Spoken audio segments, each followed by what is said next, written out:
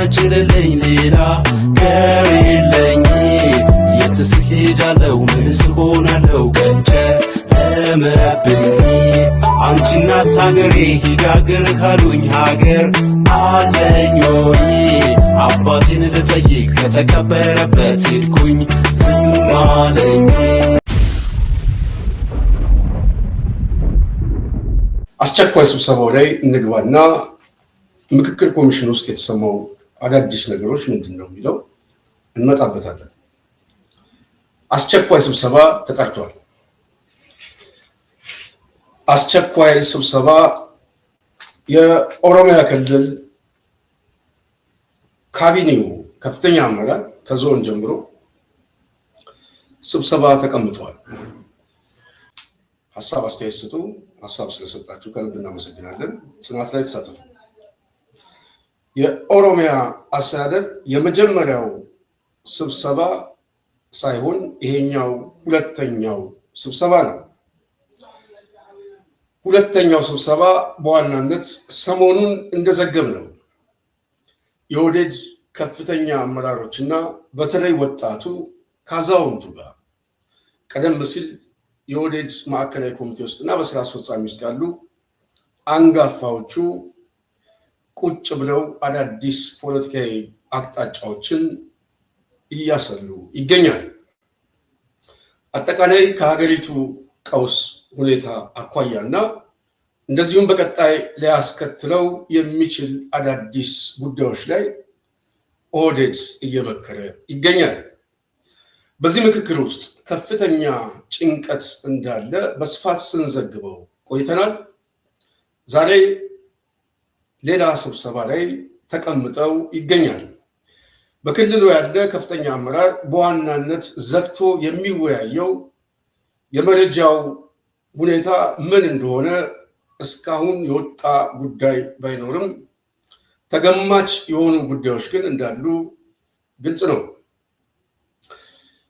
ቀደም ሲል እንግዲህ ጽናትም እንደዘገበችው በተለይ የማዕከላዊ ኮሚቴ ውስጥ ያሉ ሰዎች እና በኦህዴድ ውስጥ ዋነኛ ማስተር ማይንድ የሆኑ የፖለቲካ የንድፈ ሀሳብ ትንተና የሚያስቀምጡ አያቶላዎች ተሰብስበው ከሰሜኑ አኳያ እየመጣ ያለው የኃይል አሰላለፍ አዳዲስ ፖለቲካዊ ውጥረቶችና ወታደራዊ እንቅስቃሴ ምልክቶች በስጋት ደረጃ ኦህዴድ ገምግሞት እንደማይተርፍ አውቆ የመውጫ መንገድ እየፈለገ እንደሆነ ሁኔታውን አስቀምጠነዋል።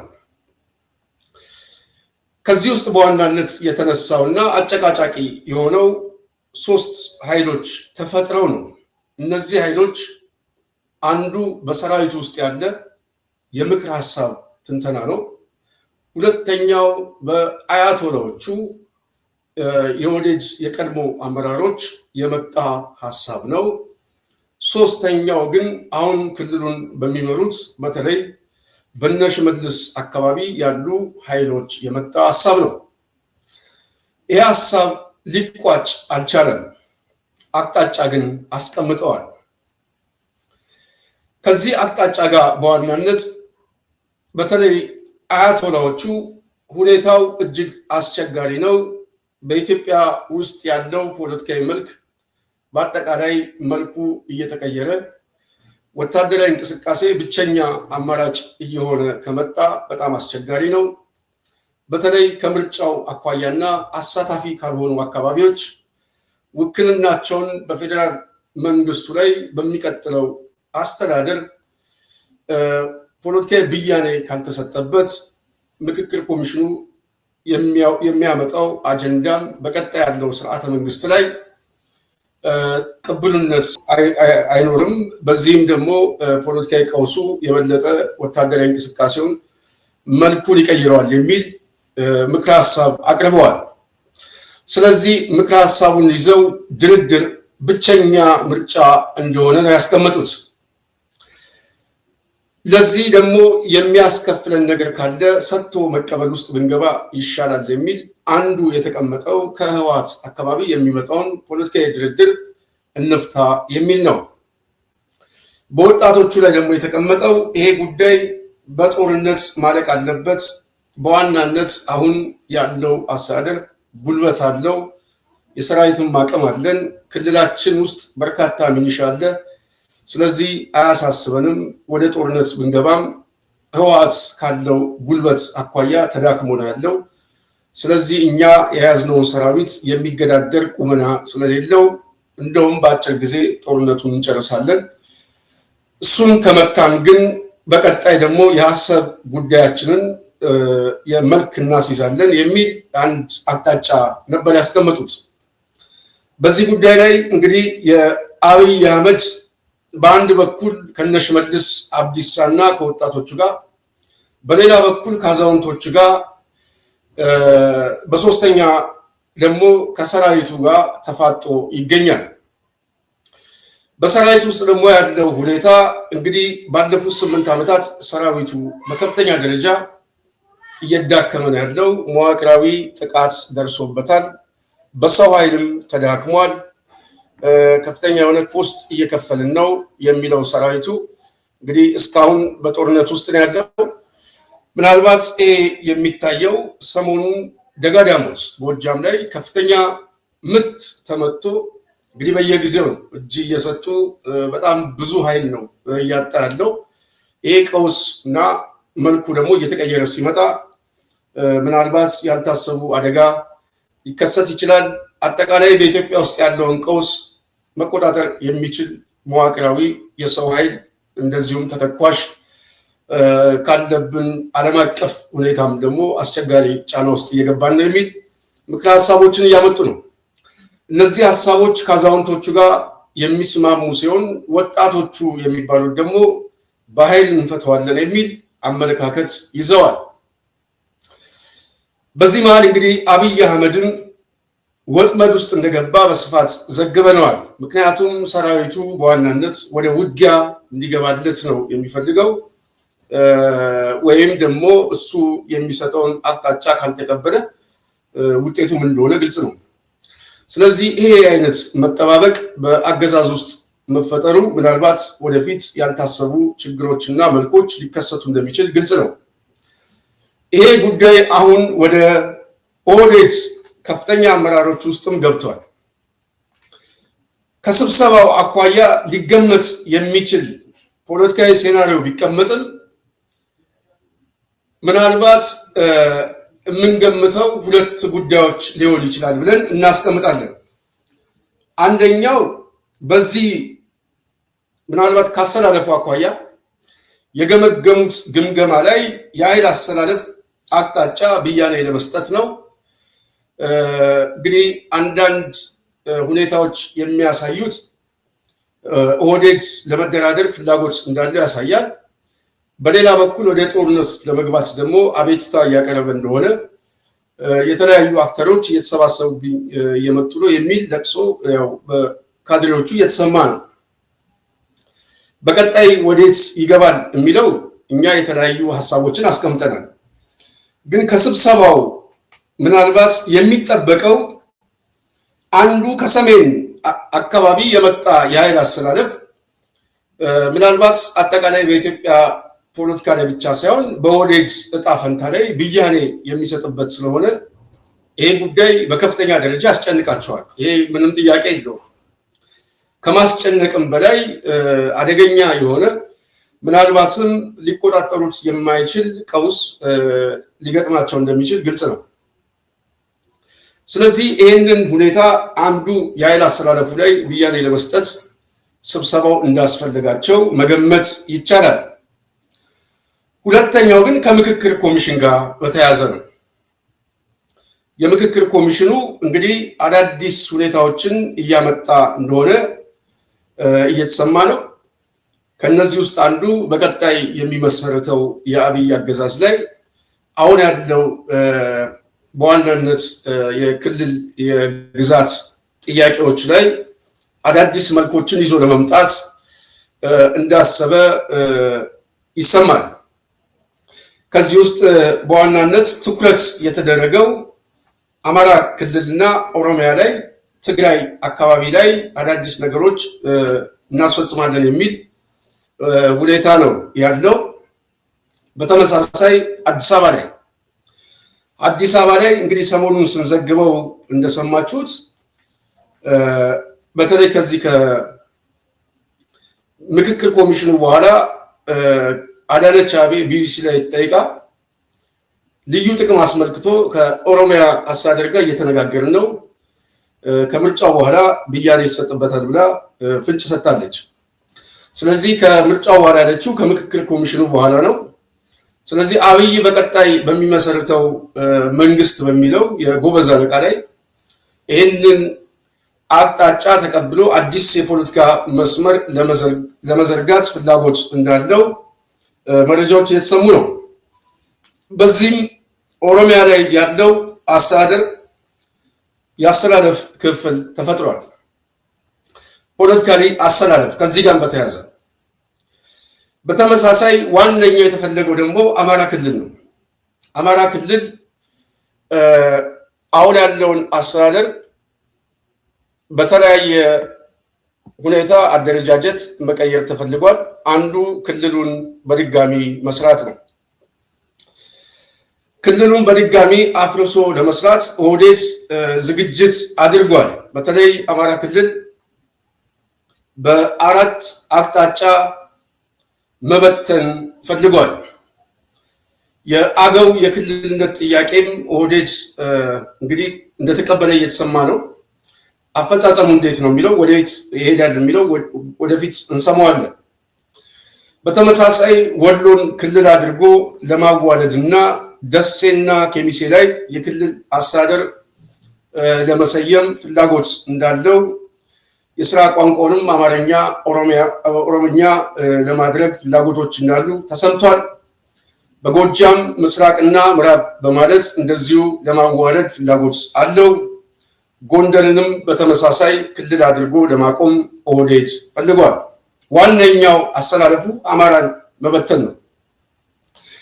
በተመሳሳይ ኦሮሚያንም እንደዚሁ ለአራት ለአምስት አቅጣጫ አስቀምጧል።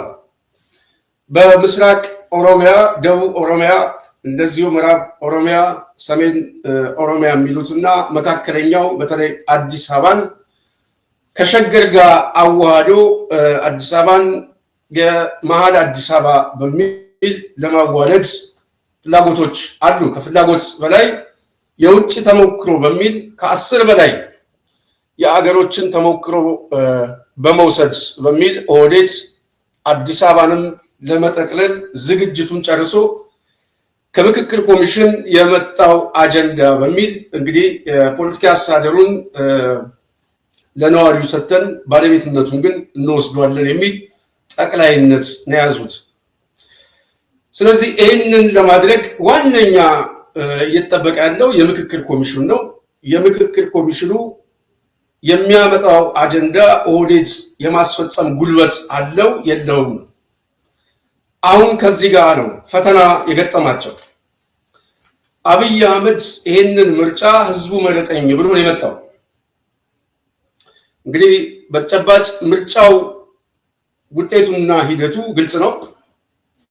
እሱ ብቻ ሳይሆን ግን ከምርጫው ጋር በተያያዘ የተፈጠረው ፖለቲካዊ አደገኛ ውጥረት እሱ ራሱ የዚህን አስተዳደር ቅቡልነት ከማሳጣቱ በላይ የሚያመጣቸው ፖለቲካዊ አጀንዳዎቹ ምናልባት ለመወሰን ህገ መንግስቱንም ለማሻሻል አጠቃላይ በኢትዮጵያ ፖለቲካ ላይ ቅርጹን ለመለወጥ የሚያስችል ቁመና አለው ወይ ነው ዋነኛው ጥያቄ እሱ። ይህንን የሚያስችል ቁመና ኦህዴድ አለው ወይ ብለን ስንገመግም የለውም። ከሌለው እንዴት ነው የሚያስፈጽመው ነው ዋናው ጥያቄ እሱ። ቁጥጥር ከሌለው ክልሎች ላይ ያለው አቅም የመቆጣጠር አቅም ከሌለው እንዴት አድርጎ ትግራይን ወደ ማዕከላዊ መንግስቱ ለመውሰድ እና የምክክር ኮሚሽኑን አጀንዳ ያውም እንደ ህዝብም ባልመከረበት እንዴት ማስፈጸም ይቻላል? አማራ ክልል ላይ ህዝቡ ወጥቶ በምክክር ኮሚሽኑ ላይ አጀንዳ ባልሰጠበት እና አካባቢ በሙሉ ጦርነት በሆነበት እንዴት ይቻላል? በተመሳሳይ ሌሎችም አካባቢ ይሄ ሁኔታ በጣም ፈታኝ ነው። ለዚህ ሁኔታ ዋነኛ አደጋ የሆነባቸው ደግሞ ቅድም ያልኳችሁ ይሄ አሰላለፍ ነው። አሰላለፉ ምንድነው የሚለው ወታደራዊ አሰላለፉ አንደኛ። ሁለተኛ ህወሓት ካለው ቁመናና አዳዲስ መልኮች እየተፈጠሩ ስለሆነ ይሄንን ማስፈጸምም እንደማይቻል እየገባቸው ሲመጣ ይሄንን ለማስፈጸም ወደ ኃይል እንገባለን የሚሉት አንዱ የነሽመልስ ግሩፕ ዋነኛ ጉዳያቸው ሌላውን ኃይል ተቆጣጥረናል። ስለዚህ በዚህ በሰሜኑ አካባቢ ያለው ኃይል በተለይ ሻዕቢያ ነው ዋነኛ ማስተር ማይንዱና እነዚህን ኃይሎች እያሰባሰበ ያለው። በቅድሚያ ህወሓትን መምታት ከቻልን ሁለተኛ ግን ወደዛ እንመጣለን የሚል ዝግጅት እንዳላቸው እየተሰማ ነው። በነሽመልስ አካባቢ ይሄ ቢነገርም በሰራዊት ውስጥ ግን ያለው ቁመና ፈተና ውስጥ እንደሆነባቸው በጨባጭ ያስረዷቸው ይገኛል። ምናልባት ለዚህ ጥሩ ማረጋገጫችን ሰሞኑን የሰራዊቱ ቁመና ምን እንደሚመስል ትንሽ እናያቸው።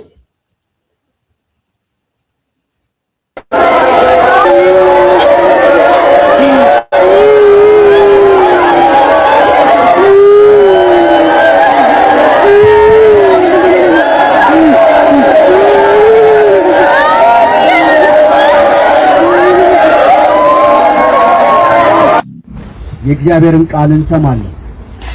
መጽሐፍ ቅዱስ ሲናገር በአንደኛ ተሰሎንቄ ምዕራፍ 4 ከቁጥር 13 ጀምሮ ያለውን ቃል አነበዋለሁ። ነገር ግን ወንድሞች ሆይ ተስፋ እንደሌላቸው እንደሌሎቹ ደግሞ እንዳታዝኑ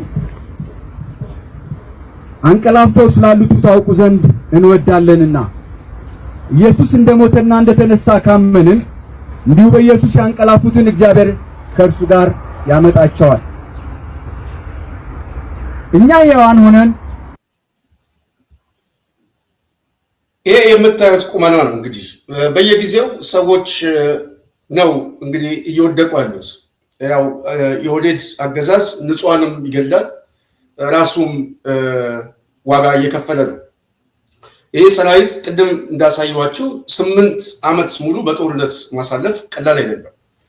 ራሳቸው እንደገለጹት ምናልባት ካልሲውን እንኳን የሚያጥብበት ጊዜ አጣ፣ ቤተሰቡን የሚጠይቅበት ጊዜ አጣ። ይሄ ሰራዊት ከፍተኛ ዋጋ እየከፈለ ነው፣ ሊበቃን ይገባል ብለው በአደባባይ መኮንኖቹ ከዚህ በፊት ደጋግመው የተናገሩት በቂ ነው።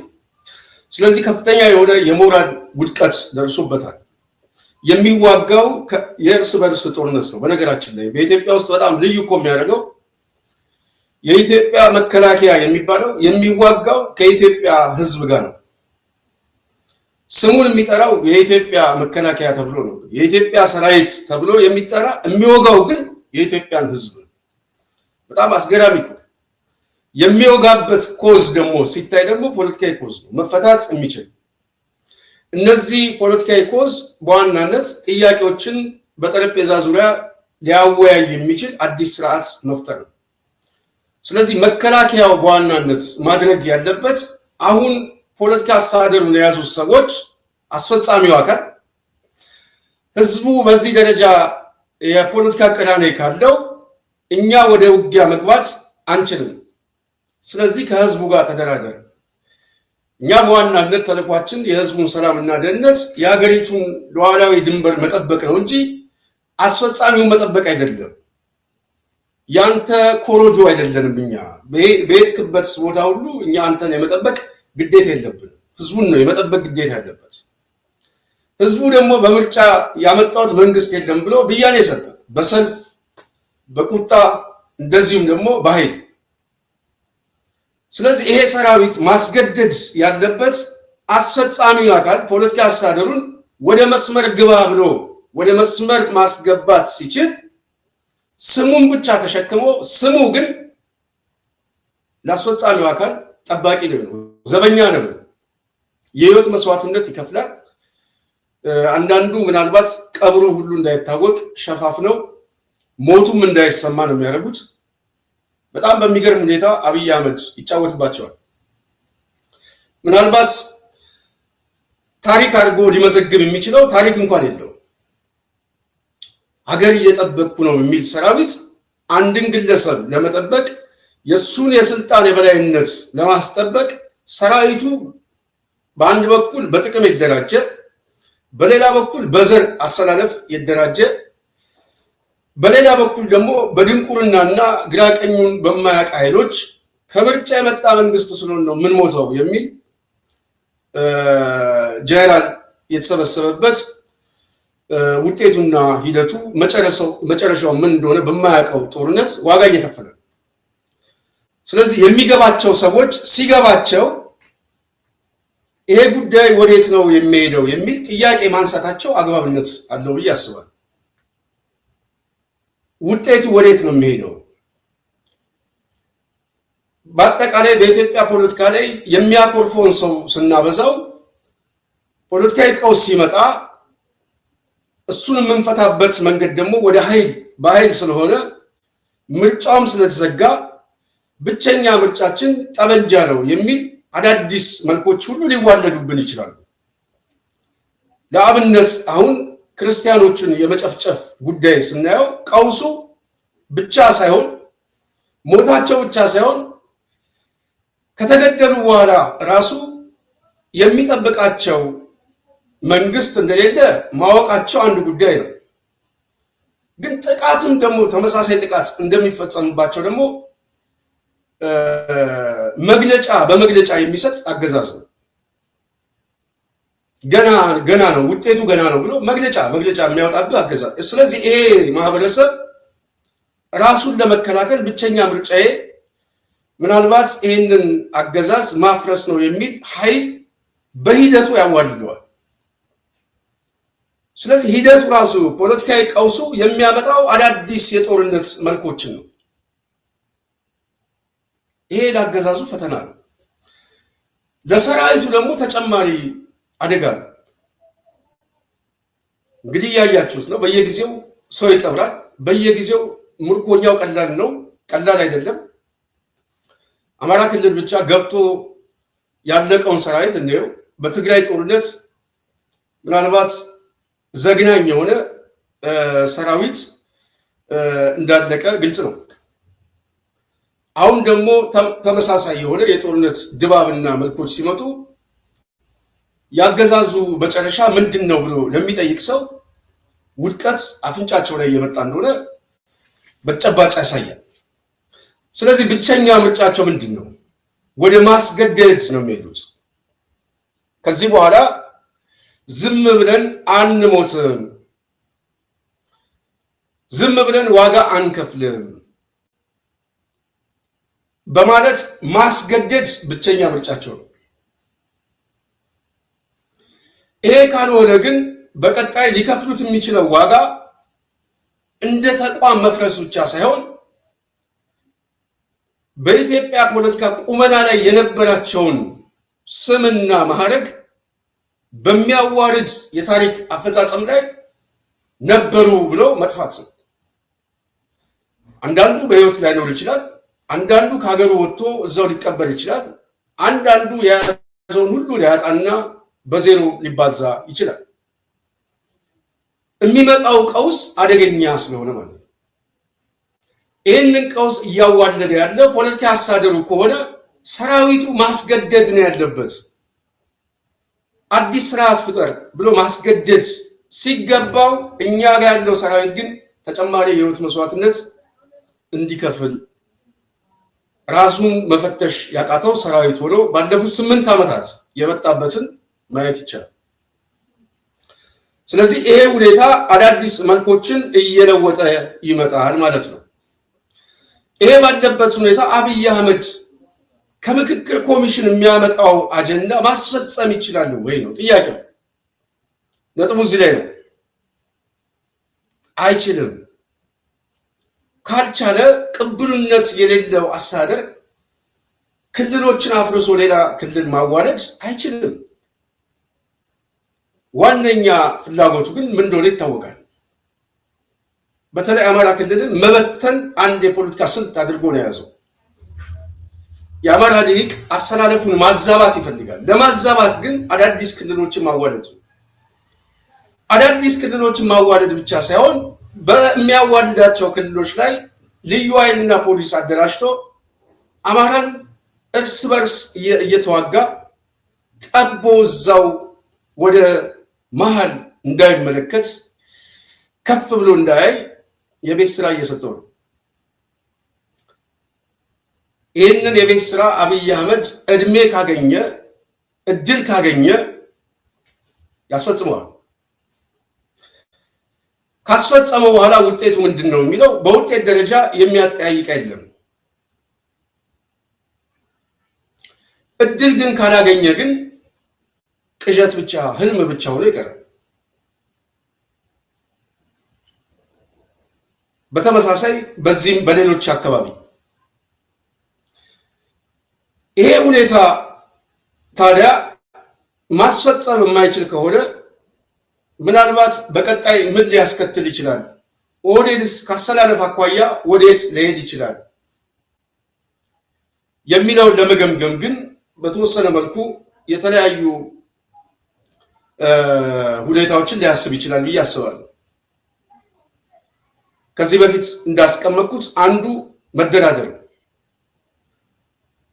ተነጣይ የሆነ ድርድር ውስጥ ገብቶ የሚያስከፍለውን ዋጋ ሁሉ ከፍሎ መደራደር አንድ ጉዳይ አድርጎ ሊያመጣ ይችላል።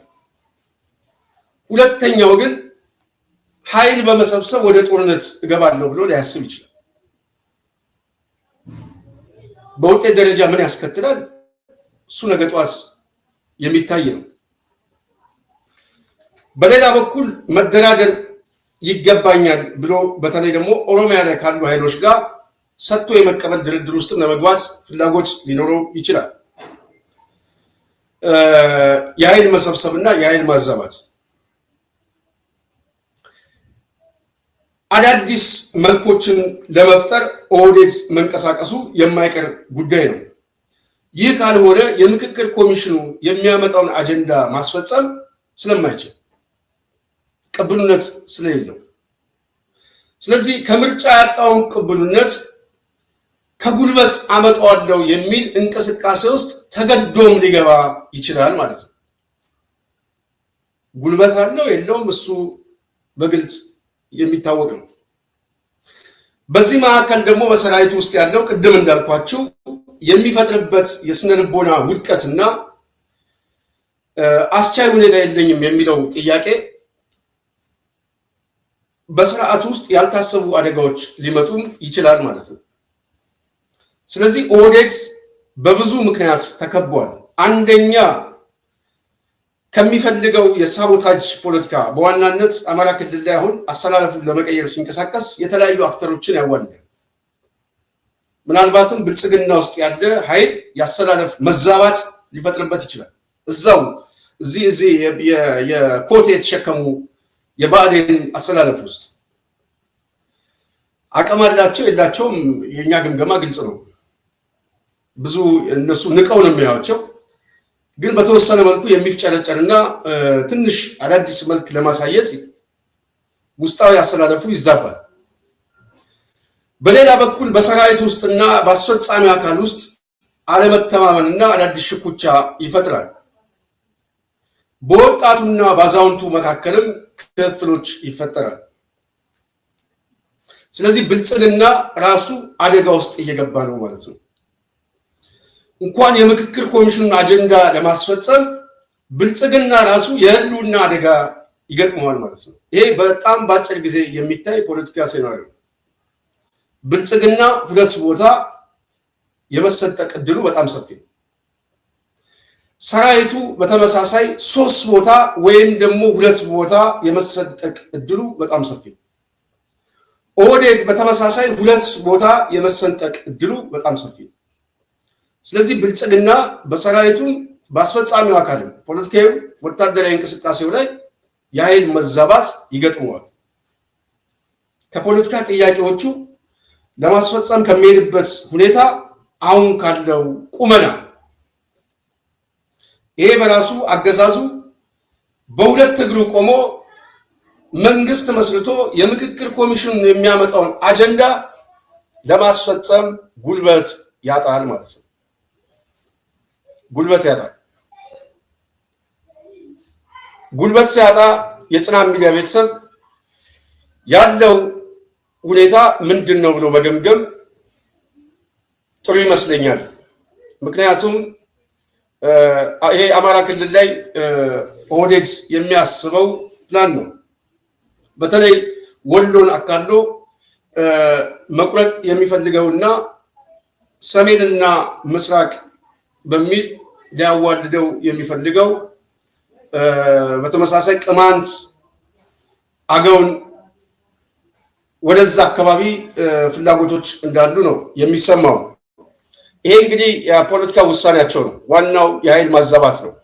ይሄ ሊፈጥረው የሚችለው ቀውስ ምንድን ነው የሚለው ግን ግልጽ ነው። ከባድ ቀውስ ይፈጥራል ማለት ነው። በተመሳሳይ ይሄ ሁኔታ በዚህ ይቀጥላል ወይ? የጽናት ቤተሰብ አይቀጥልም። በዚህ የማይቀጥል ከሆነ አስተዳደሩ በተለይ የብልጽግና አገዛዝ እጣ ፈንታው ምንድን ነው? ኦህዴድ እጣ ፈንታው ክፍፍል ከተፈጠረበት ምን ሊገጥመው ይችላል? ምን ሊገጥመው ይችላል ብሎ ደግሞ መገምገም ይቻላል ማለት ነው። አንደኛ ፖለቲካዊ ክፍፍል፣ ሁለተኛ በብልጽግና ውስጥ የተፈጠረ ክፍፍል፣ ከኦህዴድ የተፈጠረ ፖለቲካዊ ክፍፍልና በብልጽግና ውስጥ ያለ የኃይል አስተላለፍ ክፍፍል ሊያበራ የሚችለው ወዴት ነው የሚለው መገምገም ያስፈልጋል። ይህንን ከገመገምን የምክክር ኮሚሽኑም አጀንዳው አየር ላይ ተንሳፋፊ ነው የሚሆነው ማለት ነው። ሁለተኛ ሊፈጠር የሚችለው ቀውስ በሰራዊቱ ውስጥም ፊቱን የሚያዞረው ወደ ውጫዊ ኃይል ሳይሆን ወደ ውስጥ ከሆነ ምናልባት አስፈሪ ነገር ሊሰማ ይችላል። አዳዲስ ነገሮች ሊሰማ ይችላል። ኩዴታ ሊያደርጉም ይችላሉ። አስገዳጅ ሁኔታ ውስጥም ሊፈጥሩበት ይችላሉ። ይሄ ግምታችን ሁሉ ጊዜ የምናየው ነው። ከብልጽግና ጋር ምናልባት ያልተጠበቁ ነገሮች በብልጽግና ውስጥ ልንሰማ እንችላለን ማለት ነው። ይሄ በጣም ተገማች የሆነ የሴናሪዮ ግምት ነው። የጽናት ቤተሰብ ይህንን ካየን ወደፊት ሊከሰት የሚችለው አሰላለፍ እጅግ በጣም እየከበደ እንደሚመጣ ጥሩ ማሳያ ይሆናል። በሌላ በኩል አሁን ትልቁ አደጋ የሚሆነው ኦህዴድ በራሱ ፖለቲካዊ ቁመና እየተከፋፈለ ሲመጣ፣ በብልጽግና ውስጥ ደግሞ ፖለቲካዊ የኃይል መዛባት ሲፈጠር፣ ያሰላለፍ ሁኔታ ሲፈጠር ምናልባት በጣም የዳከመ አገዛዝ አሁን ካለበት ቁመና ደግሞ የበለጠ መዳከሙ ከፍተኛ የሆነ በአገር ደረጃ እነዚህ በተለይ ውጫዊ ኃይሎች በጣም ፈጥነው የተረጋጋ ጊዜያዊ መንግስት ለመመስረት የሚያስችል መለስተኛ ሮድማፕ አዘጋጅተው መምጣት ካልቻሉ ቀውሱ በጣም አደጋ ሊሆን ይችላል ማለት ነው። ኃላፊነት የሚሰማቸው ከሆነ ይሄ ሰዓት በጣም ኃላፊነት የሚሰማቸው ሰዓት ነው። የሀገር አድን ጥያቄ ላይ ነው ያለው። ምክንያቱም አገዛዙ በሁለት እግሩ መቆም የማይችልበት ደረጃ እየደረሰ ሲመጣ ተሸናፊ የመሆን ዕድሉ በጣም ሰፊ ነው። ተሸናፊ የመሆን ዕድሉ ሲሰፋ ውስጣዊ ክፍሉ ደግሞ እየሰፋ ነው የሚመጣው። ያንን ለመሸፈን አሁን አብይ አህመድ እዚህ ቢሾፍቱ ማሰራው ዘመናዊ የአውሮፕላን ተርሚናል ምናምን እያለ መስኖና እንደዚህ አይነት የገጽታ ግንባታዎችን ለመስራት የተለያዩ ሁኔታዎች ቢያሳይም ቁመናው ግን አገዛዙ ከአዲስ አበባ የማያልፍና በዛው የታሰረ አመለካከት ውስጥ እንዳለ ግልጽ ነው። ስለዚህ በምንም አይነት መመዘኛ የምክክር ኮሚሽኑን አጀንዳ ማስፈጸም አይችልም። የምክክር ኮሚሽኑ የማያስፈጽም ከሆነ ያገዛዙ ቁመናን መገምገም ጥሩ ምሳሌ ነው። ስለዚህ በጣም በአጭር ጊዜ ውስጥ ደግሞ አዳዲስ ነገሮች ልንሰማ እንችላለን። አሁን ትልቁ ያሰጋቸው እኛም የምንገመግመው ኦህዴድ ምናልባት በዚህ በሰኔ 30 ካለበት ጊዜ አኳያ እስከ መስከረም ባለው የአብይ የስልጣን ሽግሽግ ጊዜ መልኩ የሚቀየር አዳዲስ ነገር እንዳይመጣበት በከፍተኛ ደረጃ ሰግቷል። ትልቁ ስጋታቸው የሚመስለኝ አሁን እሱ ነው። ምክንያቱም በተለይ የዚህ ከመስከረም ወደዚህ ባለው የክረምቱ ጊዜ ለሚታገሉ ኃይሎች አመቺ ጊዜ ነው። በጣም አመቺ ነው። ወቅቱ ራሱ አመቺ ነው። ላገዛዙ ደግሞ ከፍተኛ ፈተና ነው። አንዱ እሱ ነው። ወቅቱና ሰዓቱ አመቺ እድል ይሰጣቸዋል። ሁለተኛ ያገዛዙ የስልጣን ተርም ሽግግር የሚያልቅበት ሰዓት ነው። በጣም ያስጨነቃቸው ዋናው ጉዳይ። ስለዚህ በነዚህ ጋፕ ውስጥ በነዚህ 3 ወር ጋፕ ውስጥ መልኩ የሚቀየር አሰላለፍና አዳዲስ መልኮች ምናልባት በጣም የደነገጡት ነገር ከተጀመረ በጣም አደገኛ ትርምስ ውስጥ እንደሚገቡ ግልጽ ነው። ስለዚህ በዚህ ሁኔታ ውስጥ ኦህዴድ ቆሞ አስቸኳይ ስብሰባ ጠርቶ የሚመክርበት አንዱ ከዚህ ሁኔታ ጋር የተያዘ ነው። ምን የመውጫ መንገድ እንጠቀም እና አወሉ አብዲ የሚያሰሩት ይሄ ምን አይነት ሁኔታ እንጠቀም። አንዳንድ ሰው ምናልባት ፖለቲካዊ ሴናሪዎቹ ራሱ ይሄ የተሰባሰበው በተለይ ይሄ ውጫዊ ኃይል አዳዲስ ስም እየሰጡ የመጡ ኃይሎች ጽምዶ ምናምን የሚለው ኦህዴድ ይፈልገዋል። እንደውም ስሙን ይዞ ለመቀስቀስ በተለይ መጡብህ ልትበላ ነው ምናምን ብሎ ለመቀስቀስ ይፈልገዋል ብሎ በተወሰነ መልኩ የሚናገሩ ሰዎች አሉ። አንድ ሴናሪዮ ነው እሱ። ግን አሁን ለመቀስቀስ ቢፈልግ እንኳን በውጤት ደረጃ ኦህዴድ የሚያሰልፈው የማህበረሰብ ክፍል የለም። ይሄንን በእርግጠኝነት መገምገም ደግሞ ይቻላል። የለም መጡብህ የሚለው ፖለቲካዊ ሴናሪዮ የተረጋጋ መንግስትና ምናልባትም በኢትዮጵያ ውስጥ ቅቡልነት ያለው መንግስት ቢሆን እንደው ለቅስቀሳው ትንሽ ጆሮ የሚሰጥ ይኖራል። ይሄንን አገዛዝ እኮ የሚዋጋው ራሱ የኦሮሞ ሊቅ እኮ ወለጋ እኮ ጫካ አብይ አህመድ እየተዋጋ ነው። ይሄ ፕሮግራም እየተሰራ ውጊያ እንዳለ እየተሰማ ነው ወለጋ አካባቢ። እነሱም እኮ የኦሮሞ ሊቃን ናቸው። ስለዚህ ራሱ አገዛዙ የሚወጋው ኦሮሞን ነው። በነገራችን ላይ ወለጋ ላይ አብይ ከዚህ በፊት ሄዶ አግዘኝ ዞኖች ተሰባሰቡ መጡ ብሎ የቀሰቀሰው ቅስቀሳ ገና ሳይደርቅ አርሲ ላይ ራሱ የፈጸመውን በራሱ ስኳድ ለፈጸመው ወንጀሉን የሰጠው ራሱ ሸኔ ብሎ ለኦሮሞ ሊቅ ነው የሰጠው። ሸኔ ነው የፈጸመው የሚል አግዘኝ የሚለው ፖለቲካዊ ጥያቄ ወንጀለኛ ነህ የሚለውንም ራሱ ነው። ስለዚህ ውጫዊ ኃይሎች ይህ አገዛዝ ወንበዴ ነው፣ ለራሱም ህዝብ አይሆንም፣ በስሙ የሚነግድ ነው፣ ዋጋ እያስከፈለው ነው የሚለው ፖለቲካ ሴናሪዮ ዛሬ ቅቡልነት ያገኘ ነው ሜዳ ላይ። ምክንያቱም ማንም ሰው እስካሁን ብያኔ አልሰጠውም። ይህ አገዛዝ ጥቂት ከኦሮሞ ሊቅ ውስጥ የተገኙ ቋንቋውን የሚናገሩ ወንበዴዎች እንጂ የኔ መንግስት ነው የሚል ብያኔ ፖለቲካዊ ብያኔ አይሰጥም። ምክንያቱም በኢትዮጵያ ውስጥ ምርጫ አልተደረገም። ምርጫ ተደርጎ እውነተኛ ምርጫ፣ ህዝባዊ ዳኝነት፣ ህዝባዊ ብያኔ የተሰጥቶበት በትክክል ህዝቡ የመረጠው መንግስት ቢሆን የኦሮሞ መንግስት ይባላል። አሁን ቋንቋውን የሚናገሩ የአዲስ አበባ ሽፍቶች ናቸው፣ የጎበዝ አለቆች። እነዚህ ወንበዴዎች መደበቂያ እየፈለጉ እያንኳንኩ እንደሆነ ግልጽ ነው። አሁን ልመና ውስጥ ናቸው። ጠብቀን እድሉ ያንተ ነው፣ ዞኖቹ መጡ፣ በእኛ ጊዜ ሁሉ ነገር ተከፈተ፣ ባንኩም ጠበጃውም ተያዘ ምናምን የሚል ቅስቀሳ አላቸው። ይሄ በራሱ አደጋ ነው። በነገራችን ላይ ለነገ ጠዋት ብያኔያቸው በጣም አደጋ ነው። ግን ተመሳሳይ የሆነ ቅስቀሳ አለ ኦህዴድ አደባባይ ላይ የሚያመጣው። ውጫዊ ኃይሉ ግን እስካሁን ብያኔ አልሰጠበትም። ትክክልም ነው፣ አይሰጥም። ስለዚህ በአሰላለፍ ደረጃ አንድ ሆኖ ተሰባስበው ሲመጡ ለቅስቀሳ ያመቸዋል የሚለው ቢቀሰቅስና ቢያሰልፍ እስካሁን የተለያዩ ምልክቶች ነው ነበር፣ ግን የለም፣ የሚያድነው የለም፣ የሚያድነው በፍጹም የለም። ስለዚህ የሚያድነው ከሌለ ከቅስቀሳ አኳያ ኦህዴድ መጡብህ የሚለው ቅስቀሳ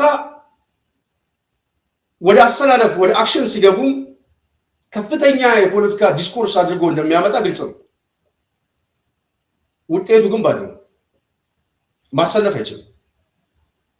ላሰልፍ እንኳን ቢል ዛሬ በዚህ 8 ዓመት ውስጥ ቀላል የማይባል የኦሮሞ ወጣቶች የህይወት መስዋዕትነት በመክፈል አልባሌ ዋጋ ከፍለዋል። አብይን ለማለት አማራ ክልል፣ ኦሮሚያ፣ እዛው ኦሮሚያ ክልል ላይ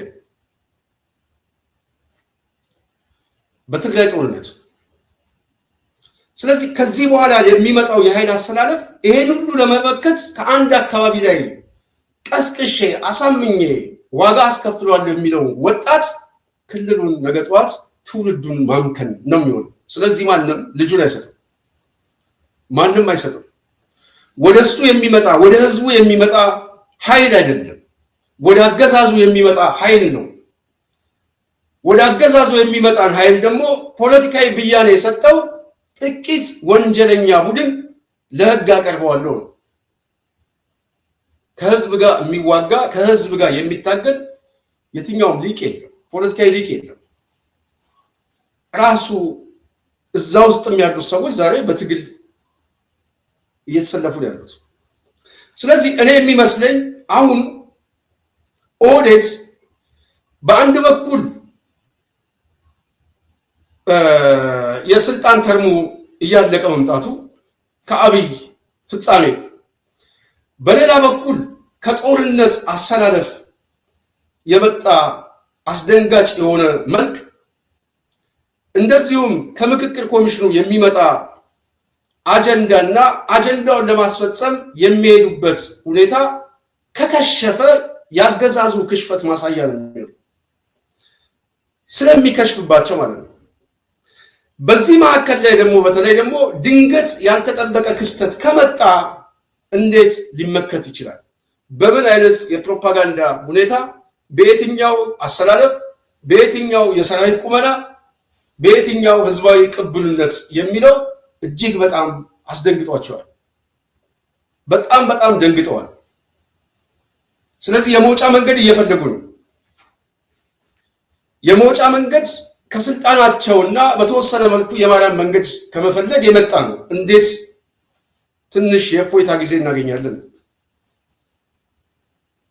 ምናልባት ድልድል ያልኳቸው አንዱ ተገደው ሊቀበሉት የሚችልበት ሂደት እሱ ነው። ተገደው ድልድሉን ከተቀበሉ ግን በውጤት ደረጃ ድልድሉ ውጫዊ ኃይሎችን ያድናቸዋል ወይ ነው። አሁን ከድልድሉ ደግሞ የሚያገኙት ትርፍ አለ ወይ? የለም። ከድልድሉ የሚያተርፉት ትርፍ የለም። ውድቀት ግን አለ። ፖለቲካዊ ውድቀት ይከስራል። በተመሳሳይ አብይ አህመድ በድልድሉ ደግሞ ሰጥቶ ለመቀበል የሚፈልገው ከየትኛው ወገን ነው? አንደኛውን ወገን ለመስጠት ሌላኛውን ወገን ደግሞ መንጠቅ ፖለቲካዊ ውሳኔ ስለሚጠይቅ እሱ ራሱ በውስጡ የኃይል መዘባትና አሰላለፉን ይበትነዋል። ስለዚህ ጭንቀት ውስጥ ደግሞ እነሱም ገብተዋል። በዚህ ብአዴንም ሊሳፈፍ ነው። አብይን አምኖ የተጠጋውም ሊሳፈፍ ነው። በሌላ በኩል ደግሞ መልኩ ሊቀየርበት ነው። የኢትዮጵያ ፖለቲካ ያለው በዚህ ሁኔታ ነው። ምን ሊፈጠር ይችላል ብላችሁ ደግሞ ገምቱ ማለት ነው። ምን ሊፈጠር ይችላል? ይሄ ሁኔታ ወዴትስ ሊያመራ ይችላል ብሎ ደግሞ መገምገም ጥሩ ነው። እኔ በጣም እዚህ ጉዳይ ላይ ሊቁ አሁን መሰብሰብ ያለበት መወሰን ያለበት እዚህ ላይ ይመስለኛል። በጣም አደገኛ ቅርቃር ውስጥ ገብተዋል። ሊወጡ የማይችሉበት ሁኔታ ሊድኑ የማይችልበት መልክ እየታየ ነው። በዚህ መካከል ላይ ኦህዴድ ሊተርፍ የሚችልበት ምንም አይነት እኔ ሁኔታ አይታየኝም። ምንም አብይ አህመድ ካለው እቡይነት እኔ ብቻ ነው የማውቀው፣ እኔ ብቻ ነው በሀገሪቱ ዕጣ ፈንታ ላይ የምበይነው የሚለው ፖለቲካዊ አመለካከቱ ምናልባት ኦህዴድንም አገዛዙ በአጠቃላይ መዋቅራዊ ፍርሰት የታሪክ ሽታ ሆኖ ይዟቸው ሊጠፋ እንደሚችል ግልጽ ነው። ይህንን ሁኔታስ ሰራዊቱ ተቀብሎ አሁን ያለው ሰራዊት የመጨረሻውን ጽዋ ይጎነጫል ወይ የሚለው እሱ ደግሞ ሌላ ጥያቄ ነው። ምናልባት ያልተጠበቀ ሁኔታ ተፈጥሮ አገዛዙ የሚያበቃለት እድል ከተፈጠረ ደግሞ ምንድን ነው የሚከሰተው? ራሱ ሂደቱ በጣም አደገኛ ስለሆነ ገደብ የሌለውና ቁጥጥር የሌለው ተጠያቂነት የሌለው ከፍርሃትና ከድንጋጤ የመጣ ምሽግ እና መደበቂያ ከማጣት የመጣ አገዛዙ በተለይ ኦህዴድ ሲደነብር በህዝቡ ላይ ደግሞ ምን ሊፈጽም ይችላል፣ ምን አይነት ውንብድና ሊፈጽም ይችላል የሚለው በጣም መታሰብ አለበት። ስለዚህ ይህንን ሰብሰብ አድርገን ስናየው ኦህዴድ ቅርቃር ውስጥ ገብቷል። ይህንን ሊያስታርቅ የሚችል ውጫዊ ኃይሎች ብቻ ናቸው። የሀገሪቷን ሁኔታ ማንበብ፣ አሁን ከገባችበት ቀውስ የምትወጣበት ሁኔታ በዘላቂነት የሀገሪቱን አንድነት ማስጠበቅ፣ የህዝቡን ሰላም ማስጠበቅ ከህልውናችን ጥያቄ ጋር አብሮ መያዝ በጣም ያስፈልጋል። ምክንያቱም ኦህዴድ የሚበትነውን ኃላፊነት የጎደለበትን ሌላው ግን ኃላፊነቱን በአግባቡ መወጣት አለበት። ጫፍ ላይ ነው ያለነው። ጫፍ ላይ መጪው ጊዜ የጭንቀት ዘመን ነው። በኦህዴድ ቤት ውስጥ ይህንን ነው የሚመክሩት። ምናልባት የሚሰደደው ሊሰደድ ይችላል። በእርግጠኝነት አቅም ያለው ይሰደዳል። አቅም የሌለው ግን ምን ሊሆን እንደሚችል ከባድ ነው። ስለዚህ አዳዲስ ነገሮች ሊመጡ ይችላሉ። በተመሳሳይ በሰራዊት ውስጥም ያሉ ኃይሎች ከዚህ በኋላ ዕጣ ፈንታችን አደጋ ውስጥ ነው ብለው ሲያምኑ ምን ሊከሰት እንደሚችል አይታወቅም። የአዛውንቶቹን አሰላለፍ ተቀብለው ምናልባት አብይ አህመድ የሚቆጣጠሩበት ወይ መልኩን ሊቀይሩት የሚችል ሁኔታ ውስጥ ሊገቡ ይችላል። በነገራችን ላይ አዳዲስ መረጃዎችም እየወጡ ነው የሚገኘው። አንዱ አብይ አህመድ አሁን ያለው በተለይ ከዚህ ካሰላለፍና ውስጣዊ መዳከም አኳያ የመጣ ሁኔታ ሊፈጠር የሚችለው አደጋ ከባድ ሊሆን ይችላል በሚል ከእስራኤል እና ከፈረንሳይ አካባቢ ስልጠና የወሰዱ በልዩ ሁኔታ ስልጠና የወሰዱ የሰራዊቱን ቁመና በራሱ ሰርክል እየገነባ እንደሆነ እየተሰማ ነው። በተለይ ጠባቂዎችን ልዩ ጠባቂዎችን እያዘጋጀ ነው። ማመን አልቻለም። በሰራዊት ውስጥ ራሱ የተፈጠረበት ሁኔታ ማመን ስለማይቻል አዳዲስ ጠባቂዎችን ለመመደብ የራሱን ሰራዊትም በተወሰነ መልኩ እሱ ያለበት ቀበሌ ላይ ታማኝ ሰራዊት የሚለውን ከቦ እንዲቀመጥ እንቅስቃሴ እንዳለ እየተሰማ ነው። መረጃዎችም እየወጡ ነው። እነዚህ ሁኔታዎችን ታዲያ ገጣጥመን ስናየው አገዛዙ ያለበትን ቁመና ማየት ያስፈልጋል።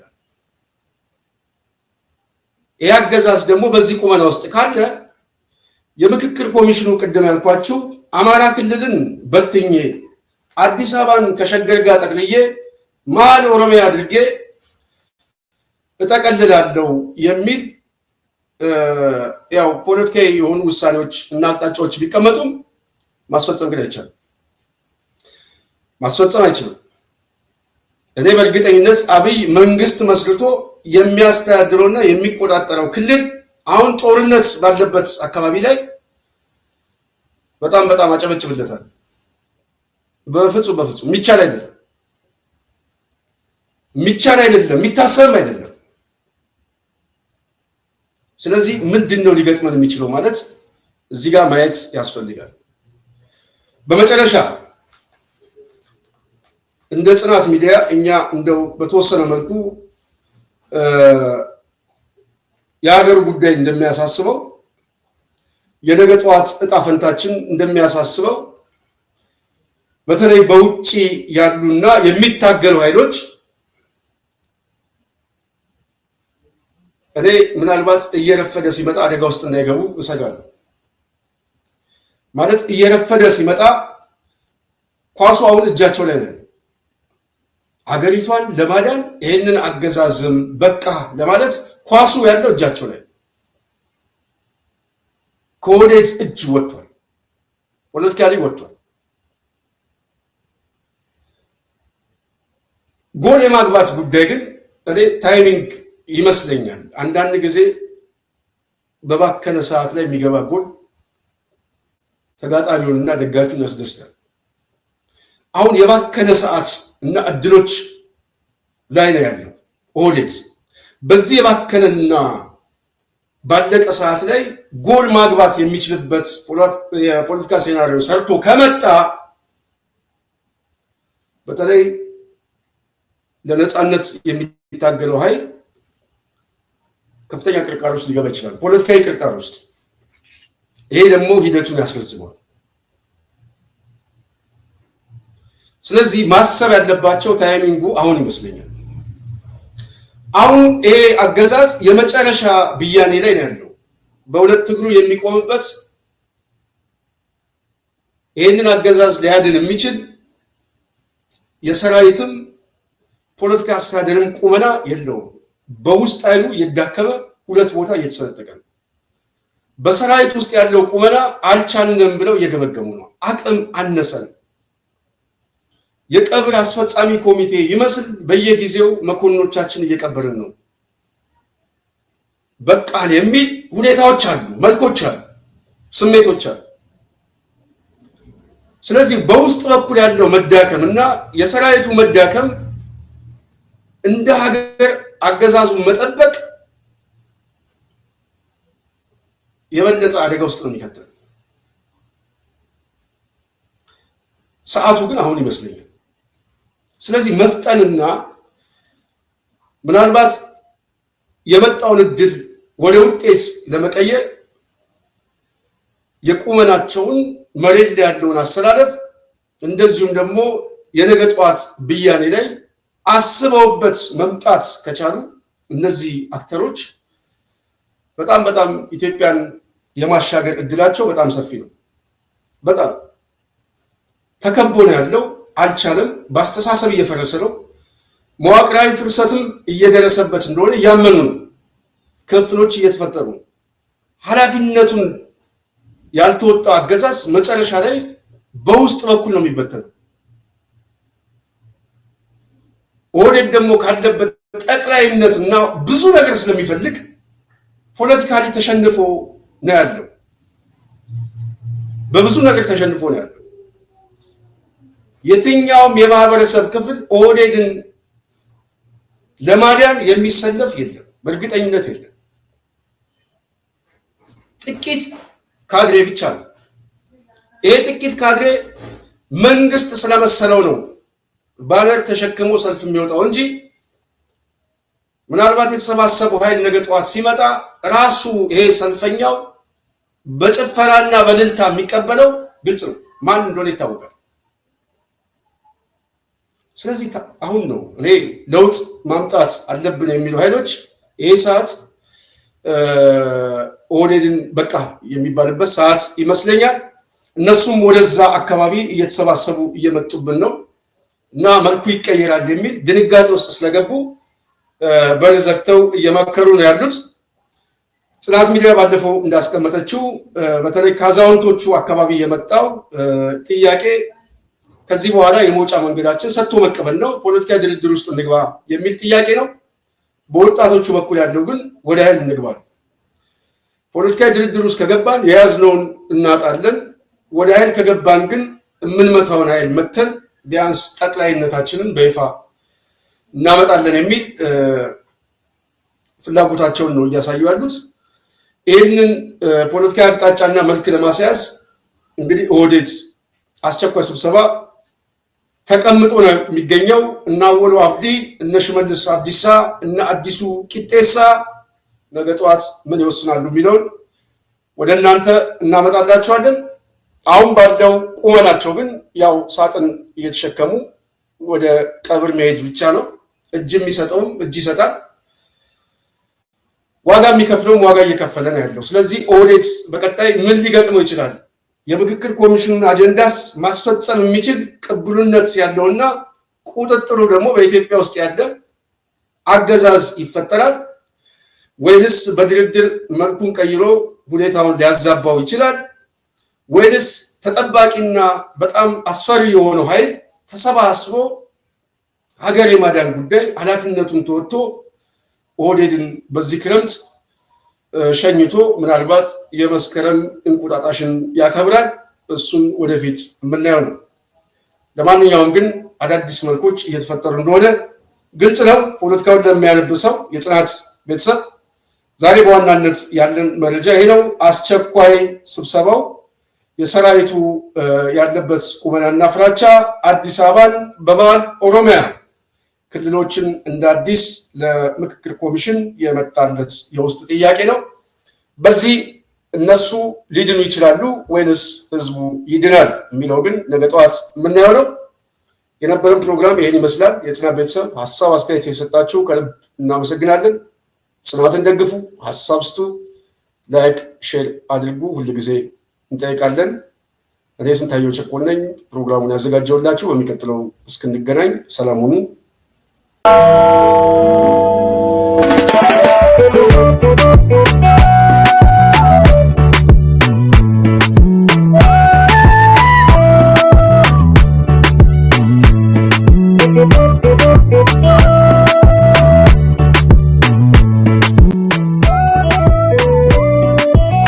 የአዲስ አበባ ልጅ ነኝ አማራጭ የሌለኝ ሌላ ከሌለኝ የትስ ሄዳለሁ ምንስ ሆናለሁ ቀንጨለመብኝ አንቺ እናት ሀገሬ ሂድ አገር ካሉኝ ሀገር አለኝ ወይ አባቴን ልጠይቅ ከተቀበረበት ሄድኩኝ ዝም አለኝ።